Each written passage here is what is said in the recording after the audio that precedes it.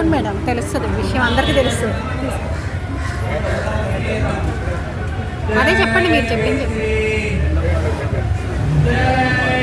8.5 మంత్లో నాకు తెలిసిన వాళ్ళు 8.5 మంత్ ప్రెగ్నెన్సీలో 100 grams బేబీ చాలా ఇబ్బంది అవుతుందని చెప్పారు డాక్టర్స్. తర్వాత గురువుగారికి నాకు ఫోన్ చేశాడు అబ్బాయి, మేడం ఎలా చేయాలి, ఏదో ఒకటి చేయాలి చెప్పండి అని అంటే గురువుగారితో చెప్తే గురువుగారు నెలకు ఒక 2-3 కిలోల పుల్లక రైస్ మరి తౌడుతో నీళ్ళు వేసి లడ్డు చేసి ఇవ్వమన్నారు. నేనే ఇచ్చాను. ఇచ్చిన తర్వాత తిన్నారు. 9th మంత్లో రీసెంట్గా బాబు పుట్టాడు. 3 kilos పుట్టాడు.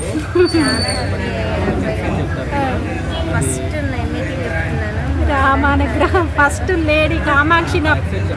నా ఛానల్ పేరు కూడా కామాక్షి, మీరే కామాక్షి.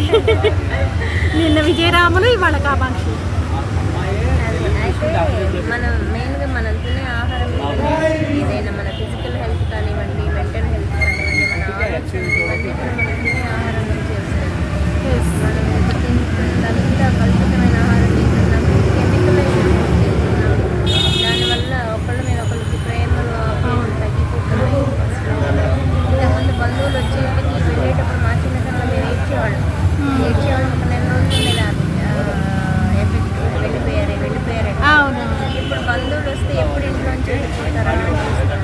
ఇవన్నీ కూడా రీజన్స్ ఇవే. మనలో ఎనర్జీ లెవెల్స్ లేక ఆవుపాలు తాగట్లేదు.